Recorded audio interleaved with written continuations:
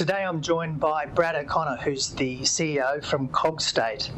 We've spoken to Brad before about the business of cognitive measurement. We're here again today following the release of the first half results, which were very successfully released to the market a couple of weeks ago. Brad, I just wonder if we could start by just refreshing the network as to the Cogstate story, exactly what you do. Okay, great. Thanks, Scott, for your time. So, as you've mentioned, Cogstate leaders in the assessment of cognition. Primarily what we do is provide software and services to clinical trials, into clinical trials. So we're part of a general trend of outsourcing those activities from pharmaceutical companies to contract research organisations who essentially run those studies on behalf of their pharmaceutical company customers. And what we deliver is specialty in relation to the assessment of cognition. That means that we sell to pharmaceutical companies on a contract basis. Those contracts can run anywhere from 9 months through to 4 or 5 years.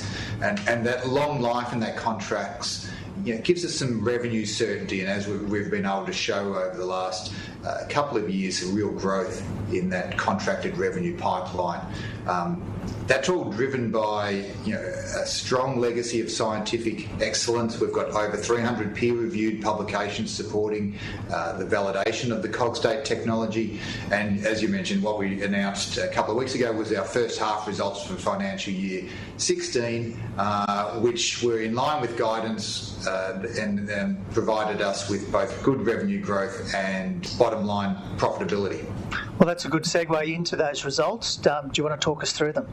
Yeah, so at a very high level, revenue just on $13 million for the 6 months, which was up over 100% compared to the previous corresponding period.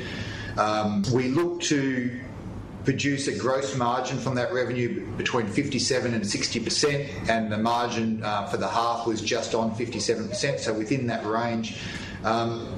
We have that delivered for us an EBIT of $1.1 million, and after recognition of the benefit of some carry forward tax losses, an NPAT for the half of $2.6 million.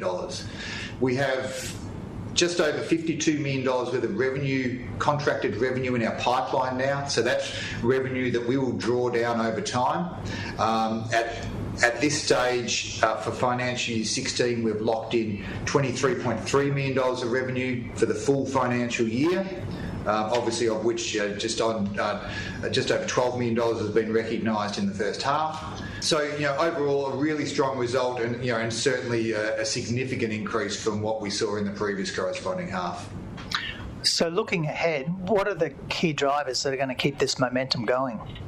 Yeah, so we've seen some real growth over the last 12 to 24 months, I suppose, in terms of our contract revenue pipeline, and also then the recognition of revenue. A lot of that's come from the implementation of a commercial business development team. So up until 18 months ago, our sales strategy was a peer-based sales method, so our scientists would go and talk to other scientists.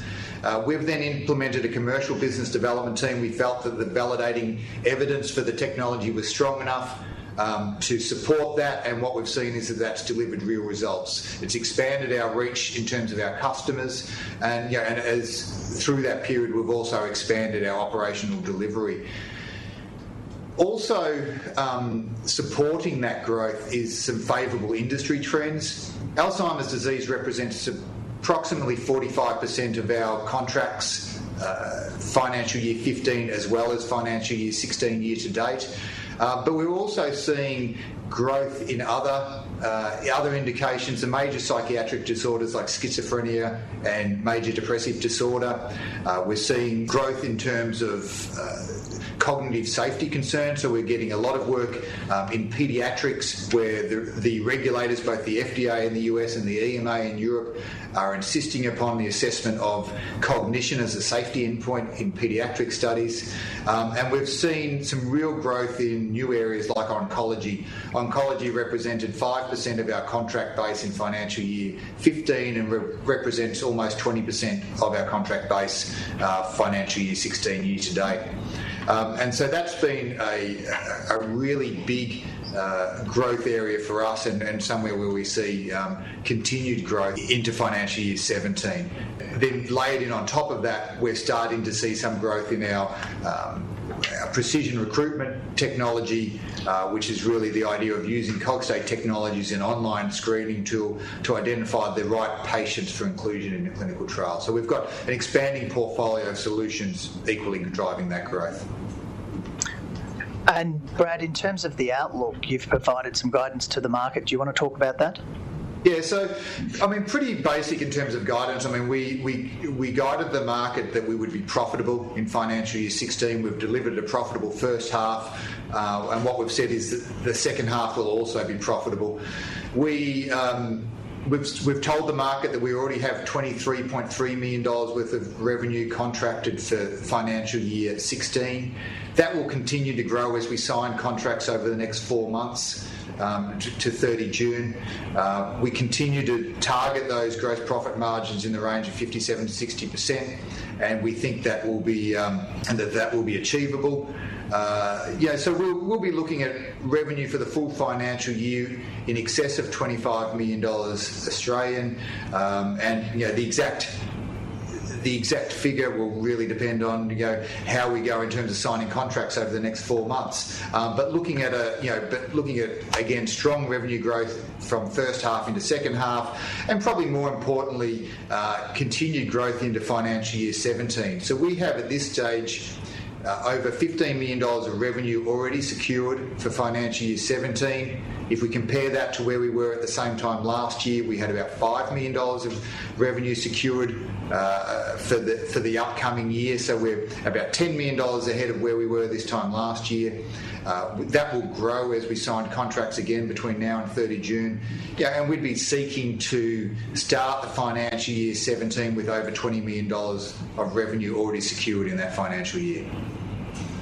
Okay, well, Brad, that sounds very exciting. It's really good to talk to you again, and we look forward to chatting again later in the year when you deliver your full year results. So I've been speaking with Brad O'Connor, who's the CEO from Cogstate.